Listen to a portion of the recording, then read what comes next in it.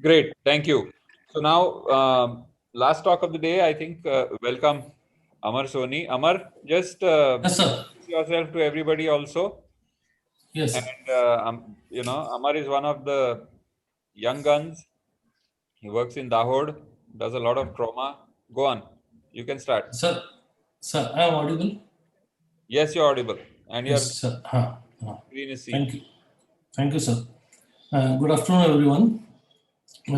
Usually, this large bone defects more than 8 centimeter are a result of high velocity injury or sequel of grade 3B injury in form of infected neuron, at times even after close injury management with internal fixation and post benign tumor excision.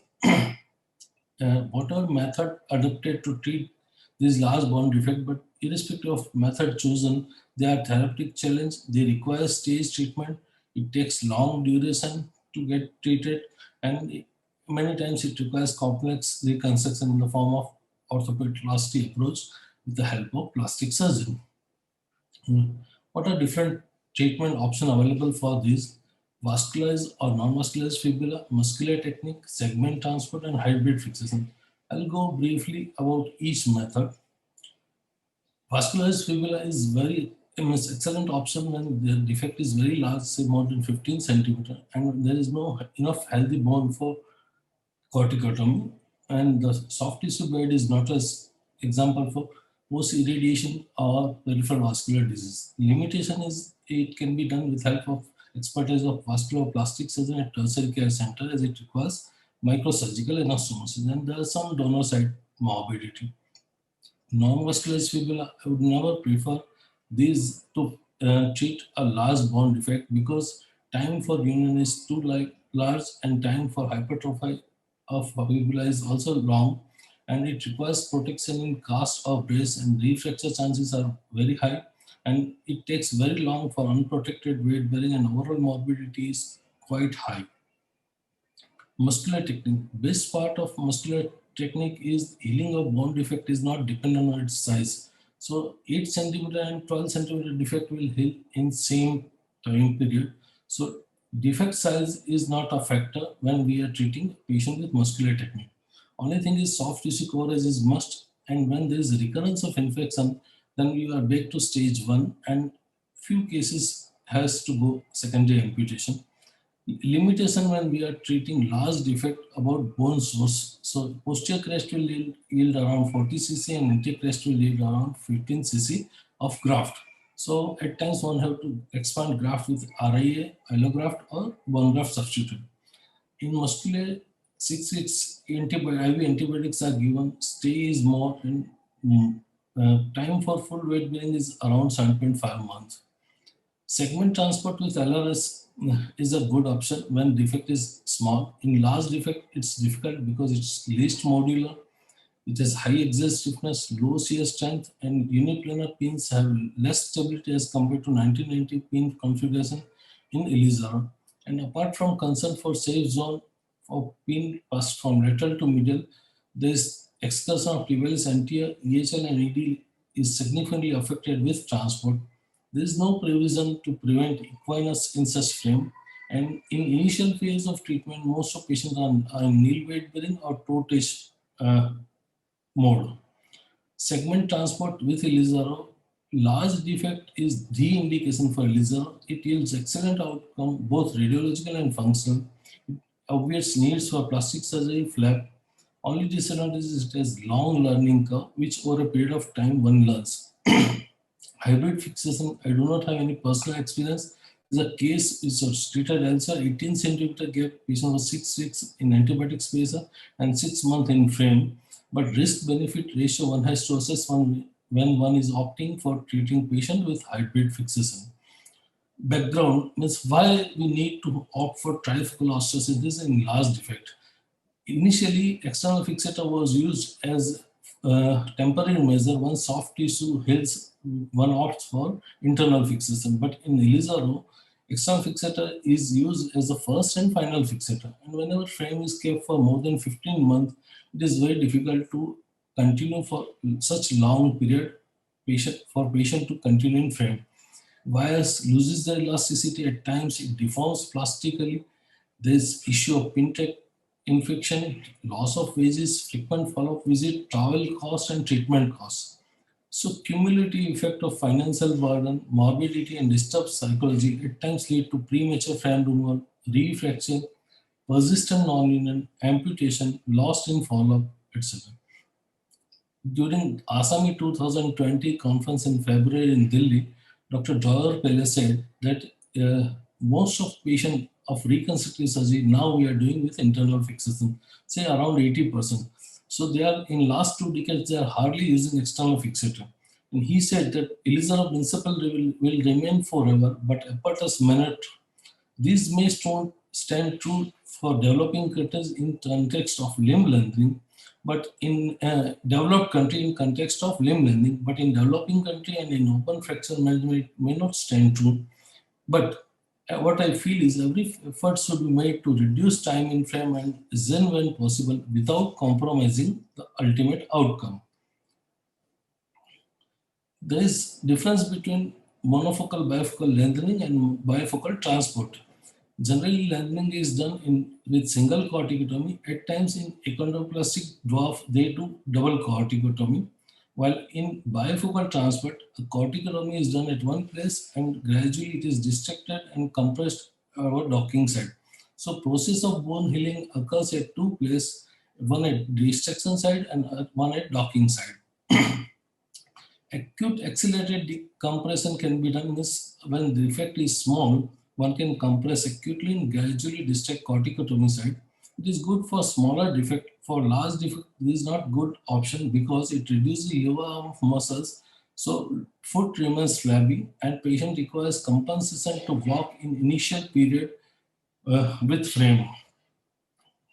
When defect is large and to reduce in time in frame, one can opt for double corticotomy. Defect is central, we can do corticotomy in both metaphyseal region, proximally and distally. So here, transported fragment will converge towards each other and lead to docking. In tandem trifocal, when defect is eccentric and there is a large segment either proximal or distal, one can do double corticotomy in either proximal or distal segment. Here, transported segment runs in tandem to reach other end. This is just how we do a pre-op planning. This is a case where white dotted lines are tentative area of resection, red lines are future corticotomy, and white thick lines are placement of ring. This is how my prefab frame looks like in converging trifocal. So osteosynthesis corticotomy will be done between first and second ring and third and fourth ring. During prefab frame, I put two rods at each level and then once fixation is over, I add additional two rods in order to have proper passage of wire without hindrance from rod. This is a post-op X-ray of converging trifocal, but large defect is in central part and proximal and distal corticotomy is done. This is how the clinical picture of frame. This patient, 70-year, large part of bone is avascular, treated initially with external fixator, came to me. These are white dotted lines are tentative area of resection and red lines are future corticotomy lines, and this is how ring is placed in white thick lines. My prefab frame, and here as it is juxta-articular part and the part is very small, I have used carbon ring in distal segment. This post-op X-ray and corticotomy will be done between first and second ring and second and third ring. And you can see distal there is a carbon ring that gives good assessment of ankle plus a docking part. This is how it looks clinically. Trifocal ring. Here in first ring I have put 5 fixation point and second and third ring 1 wire and 1 half pin.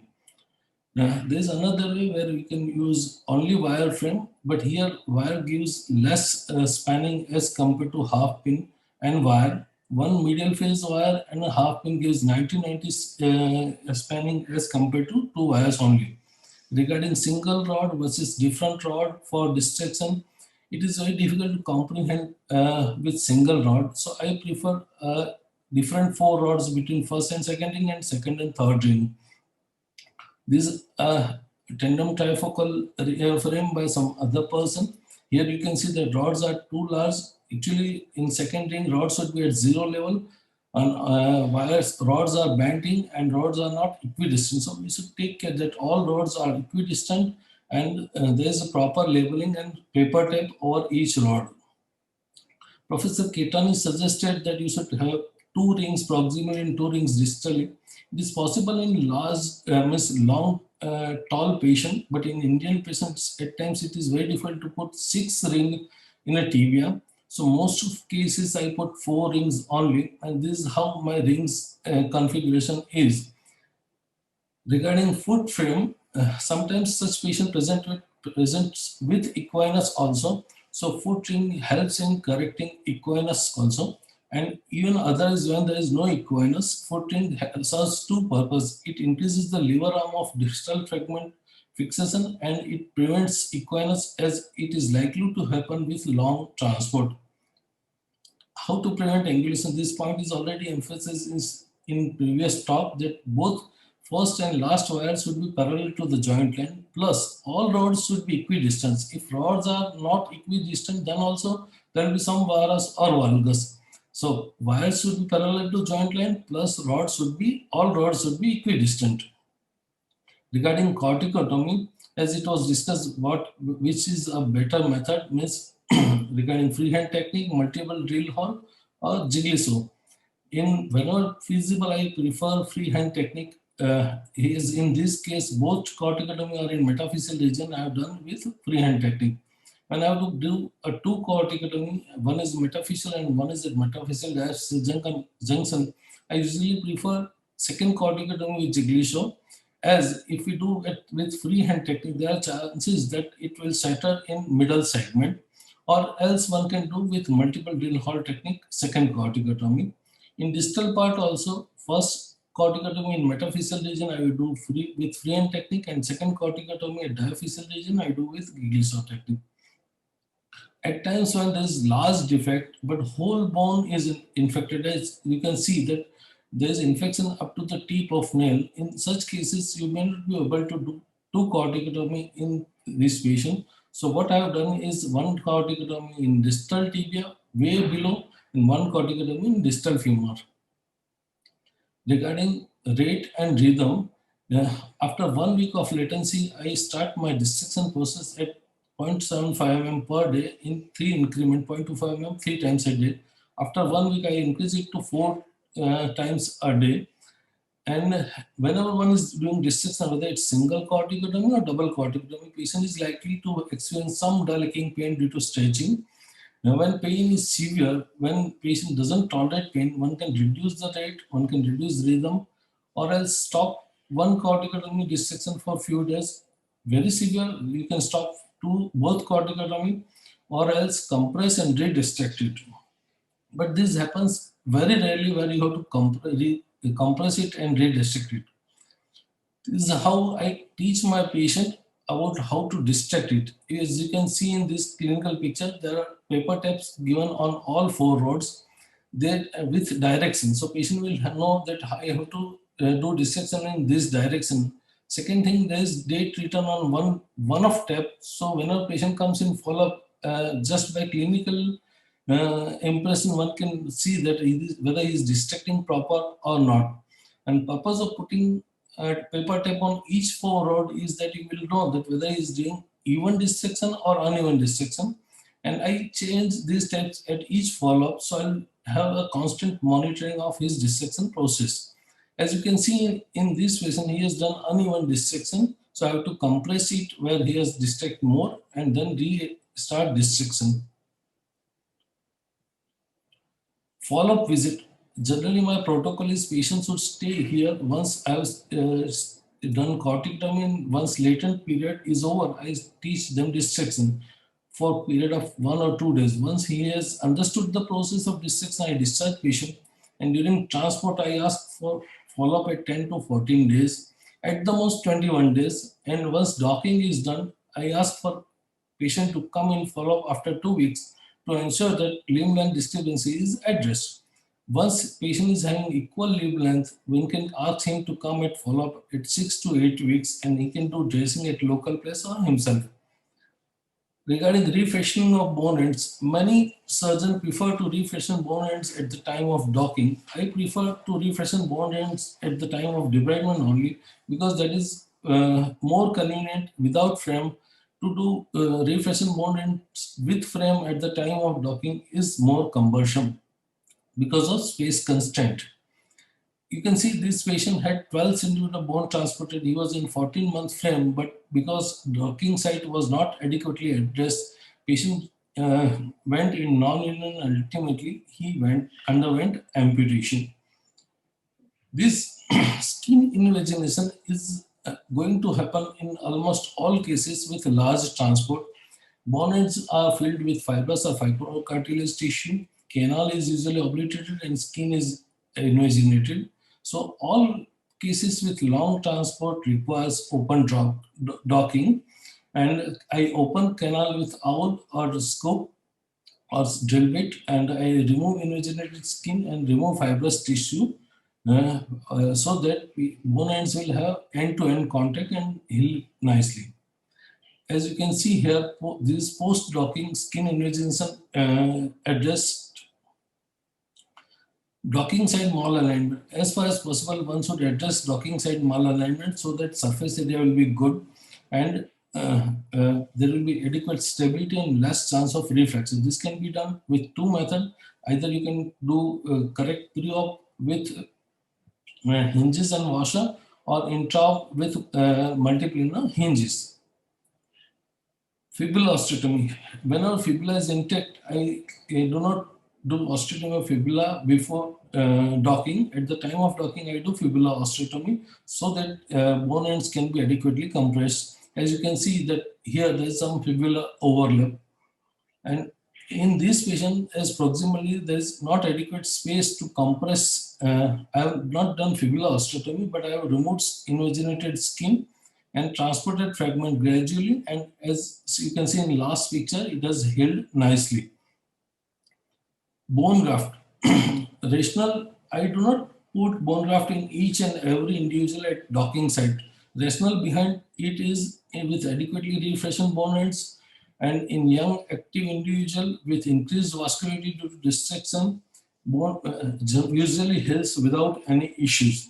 So there is no need to put bone graft in each and every case. But when patient is elderly, has undergone multiple surgery, then one can put bone graft in order to not to take chance and let this be patient's last surgery. Regarding post-docking dissection, as you can see here that once we do docking, there is some overlapping of fibula because the around 1.5 to 2 centimeter part we acutely compress. That we need to dissect with corticotomy, otherwise patient lands up with some residual shortening. And as you can see in right side frame, I have put tape on distal ring where patient is instructed to do dissection post-docking.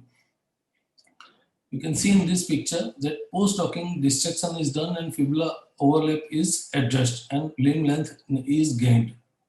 This thing I have learned in Russia that what they do is they district 1 centimeter more than desired length and then acutely compress 1 centimeter. And what they say that this increases, reduces the regenerate consolidation phase. Of late, I have attempted in few cases, but whether it's statistically significant or not, difficult to say at this juncture. Regarding timing of foot frame removal, once docking is done, I will wait for a few weeks, say around 4 to 6 weeks, and then I remove foot frame because once bone is transported, chances of further equinus are not possible. But I still ask patient to use foot strap to prevent equinus. Clinical testing. Before removing any frame, I always remove connection, take radiograph AP lateral oblique, and ask patient to walk without connection as I check clinically whether there is some abnormal movement or not. Once on clinical testing, patient is in a position to walk, then within few months, say around 1.5 to 2 months, one can opt for frame removal. What are the frame removal sequence? Once clinical testing, there is no abnormal movement, I dynamize. Purpose is to remove all half pin before frame removal so there will be no chance of refracture at pinhole sites. I ask them to walk, increase walking distance, encourage them to walk unaided, even encourage them to use cycling, static bicycle. I do radiological assessment of regenerate and locking both and remove frame. Cast or brace I rarely apply, and in TBI I have hardly applied hybrid fixation, means internal fixation post frame removal. In femur I have done in so many cases where I have removed frame and applied plate to prevent a refracture. Large defect treated as a visiting surgeon. I do not prefer to treat such cases with as a visiting surgeon and never as a ghost surgeon. It sometimes we have to treat, then we have to have good rapport with index surgeon and follow up at my place only. This is a case which was treated with Elizabeth surgeon as a visiting surgeon. And as you can see, there is a large defect, but patient was offered amputation even before transport. So what one can interpret is patient may not be adequately counseled by index surgeon and visiting surgeon may not have access to patient in follow-up. Implication. Sometimes this large defect, when treated with trifocal osteogenesis, reduces patient stay. See, this patient had came from Cameroon, Central Africa for limb salvage. She had a large defect around 18 centimeter. Converging trifocal osteosynthesis was done, and patient reached docking phase at around 4 months. If I would have done single corticotomy, then she would have reached docking stage at around 6 months. So these trifocal osteosynthesis reduced her stay in India for around 2 months, because post-docking I discharged, means I allowed her to reach her own country. Similarly, another case from Kenya, 15 centimeter gap, deep tandem trifocal osteosynthesis, and she was in position to docking at 4 months and was in position to allow her to go her own country at 4 months. I'll share a few of my cases. This case, one of case treated my colleague. Patient was in external fixator for 6 weeks and patient had 16 centimeter gap and treated with single corticotomy, bifocal osteosynthesis, excellent outcome, but it took around 18 months in frame for 16 centimeter gap. So I'll share another case of mine. This has open wound in heel also, in leg also, in upper part also. Initially, I thought of preserving middle fragment, but once I opened, whole fragment was loose and without peristral attachment. So middle fragment was removed and bone ends were refashioned. Resultant gap was too large, around 20 centimeters. So I did tandem trifocal osteogenesis, double corticotomy. This picture at the time of docking and frame removed at 11 and a half months. This is 3 year post frame removal plus clinical outcome. As you can see here, that external fixator index is around 17.2 days only. Functional outcome. Another case, a lady from Cameroon, Central Africa, presented 15-month post-injury, not walked since injury, bilateral equinus deformity, right side large bone gap anticipated. Besides concern for infection known in other issues were soft tissue coverage, equinus, rehab was very difficult, and ambulation, as patient has not walked for 15 days, it was very difficult to ambulate her even post Elizaro, and prognosis was explained guarded. This is what preoperative planning is: 4 ring corticotomy between first and second, third and fourth ring, 18 centimeter gap, equinus correction assembly, converging trifocal osteosynthesis. At the time of docking, I changed ring from SS to carbon to have a better radiological assessment. At 6 months X-ray picture, and ultimately the frame was removed there only, so I am not having in between follow-up. But good functional outcome, and patient walks unaided and has returned to pre-injury occupation. 61-year-old patient, presented 3 year post-injury, 11 surgery. Reconstructive surgery in old age are very difficult. Regenerate potential is low. Because of multiple surgeries, his morale was low. Rehab was difficult. Bone graft, patient had undergone thrice, so he was reluctant for bone graft. Not walked, so there was a lot of disease osteoporosis. And besides psychological issue, he had financial issues too. Offered him limb salvage, did thorough debridement, 16 centimeter gap, proximally did two corticotomy, transported, fracture united at 16-month, frame removed, and fixator index, external fixator index was 30 days per centimeter. Another case presented 6 months post-injury. He was treated with external fixator, cross leg flap, and loose pin, instability, rest pain, not walked since injury. Removed external fixator, 16 centimeter gap, did double corticotomy, did docking at 3.5 months, and clinical testing and union frame removal at 11 months. He had some residual VARs which could have been avoided. So post docking, I feel that patient should come at least at 2 weeks once.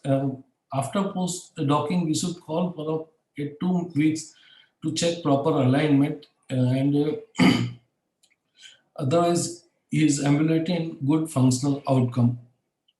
This patient treated initially elsewhere with external fixator presented to me at 2 months. Large part of bone was exposed, 16 centimeter bone gap. As proximally soft tissue were not good to do corticotomy. I did only distal corticotomy initially on 15th day. Once at 6 weeks proximally, all graft taken up, I did this proximal corticotomy, did transport, docking site,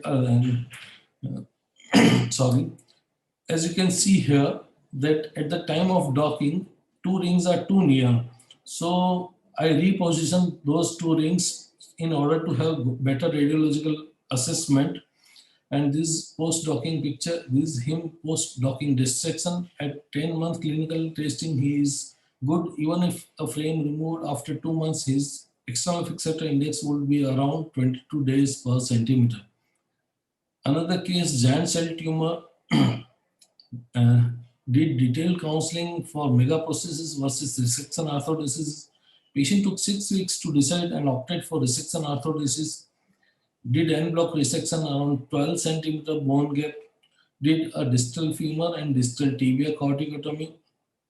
Docking done at 2.5 months. Post docking, you can see there's a good frame. Pinch sites are all clean, and frame removed at 9 months with external fixator index around 22.5 days per centimeter. 12-month, no linear discrepancy and walking unaided. Another case, osteosarcoma treated by oncosurgeon with tumor prosthesis, vegetable minder, poor socioeconomic class, and community people spent him for treatment expense of mega prosthesis. At 12 months, he presented with broken prosthesis. Patient was given option of revision, fusion, and amputation. Because of financial issue, patient opted for fusion. Removed broken prosthesis, 16 centimeter bone gap was there. Did distal femur and distal tibial corticotomy. Transported at 10 months, good regeneration in progress, and frame removal at 14 months. External fixator index was around 26 day per centimeter. At 3 years, good regenerate consolidation and good docking site. So in most of cases, these were standard additional procedures done: corticotomy, docking, and fibula osteotomy. Skin grafting required in many of cases. Bone graft at docking not done in all cases. In few cases, only done, especially in elderly population. These are procedures which are not done in any of cases. Bone graft at regenerate site, frame modification under anesthesia.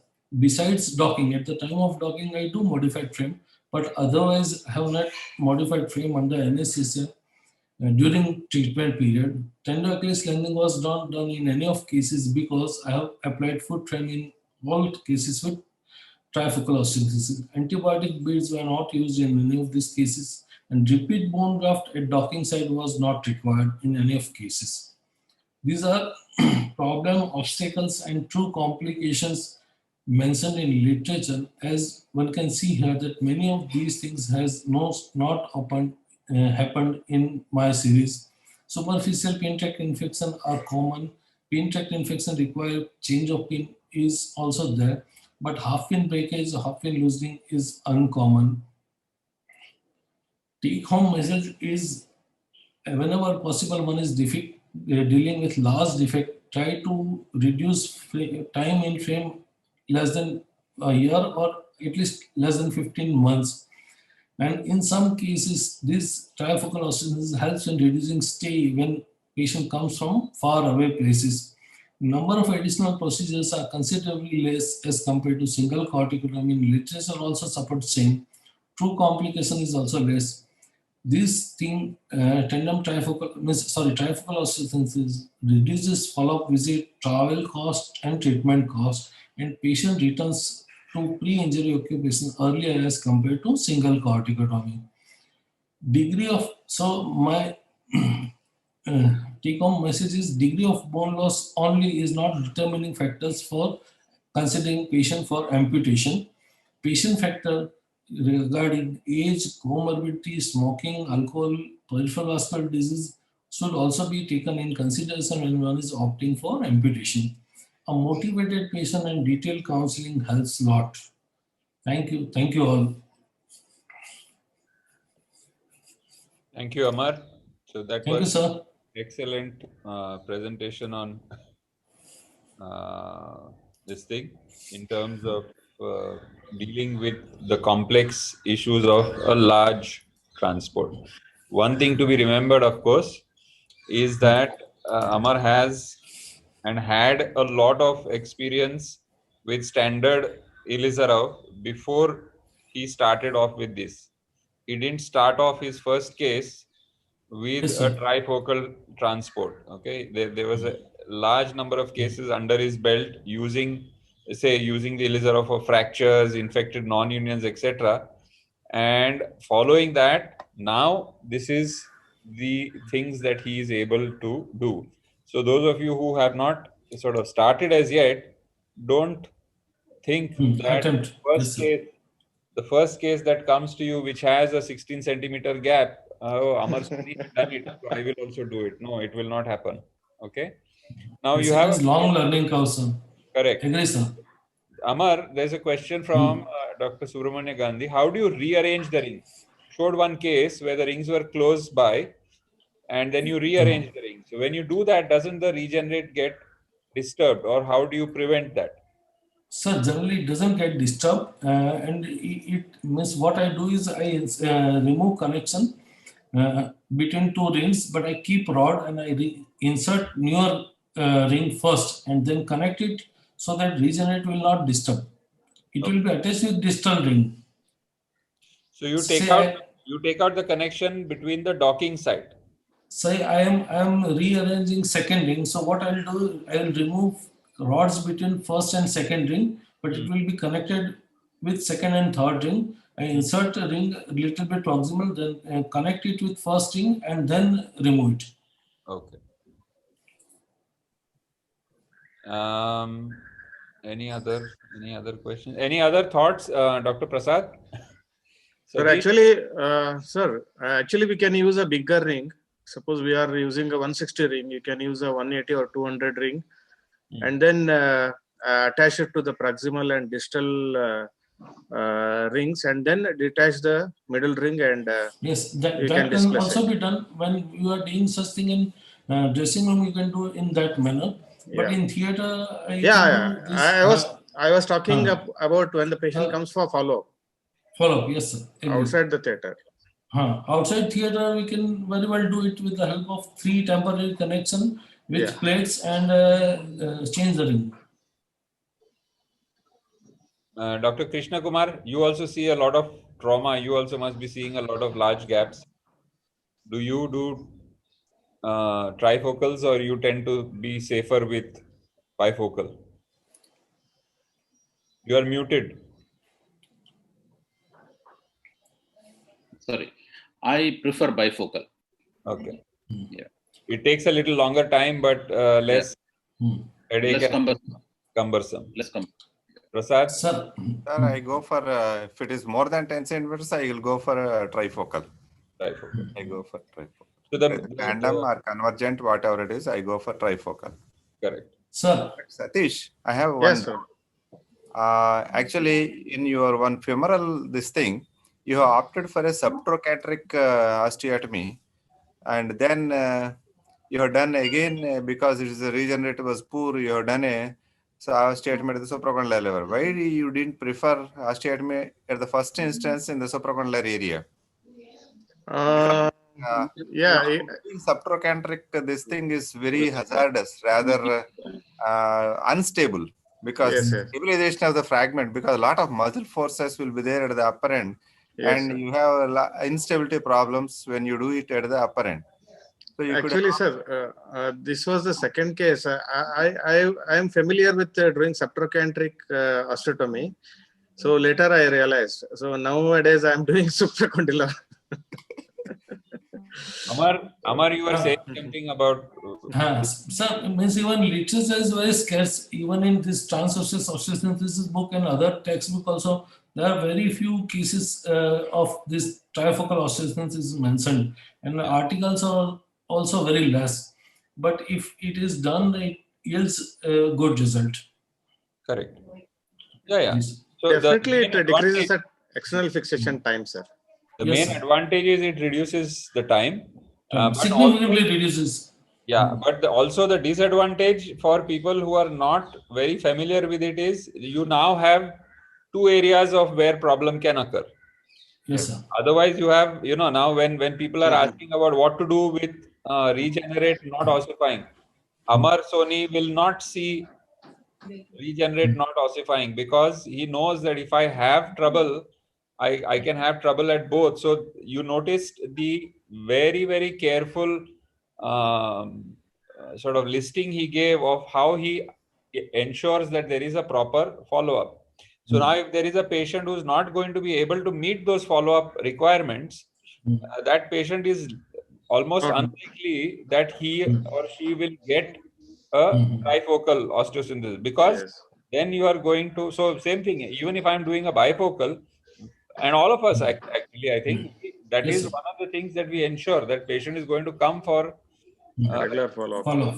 etc., because as you know, Satish's cases showed, if they don't come for follow-up for whatever reason, then they will come and they will add a problem. You have to deal with it, additional problem like overshooting the docking site and then something like that. All right. So I think we've gone a little over time, but that's because of the technical hitches. I want to thank everybody for, all of you all have taken a lot of time and prepared your talks and all for this workshop. I would like to take 2 minutes to conclude. Sure. Yeah. Good afternoon, one and all.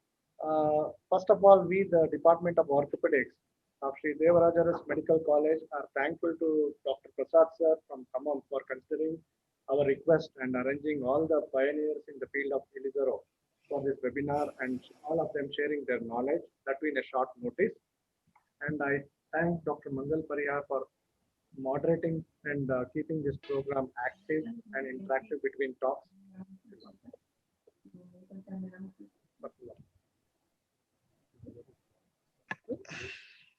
Can you hear me, sir? Yeah, we can hear. Yeah. I thank all the speakers, Dr. Jayant Sharma from Indore, Dr. Krishna Kumar from Nagarcoil, Dr. Purav Kansara from Ahmedabad, Dr. Divya Ahuja from Mumbai, Dr. Prasad sir again from Khammam, my friend Dr. Satish from Belgaum, and Dr. Amar Soni from Johor. And I thank my colleagues, Dr. Nakumar, Dr. Prabhu, Dr. Hariprasad, Dr. Sagar, and all my staff members and postgraduates. And I also like to thank Dr. Sandeep, who is from Ramaya Medical College, who is here to conduct the workshop, which is in the afternoon session. I thank my management, principal, registrar, and vice chancellor for supporting us. And I finally thank all the participants for making this webinar successful. And I also thank the audiovisual staff, IT people, and other non-teaching staff. Thank you, one and all. Thank you, and bye-bye. Thank you, sir. Thank you, Bye, sir. Bye. Thank you, Dr. Sir. Thank you, everybody, for accepting my invitation. All the speakers, I thank all the speakers. Sir, congratulations.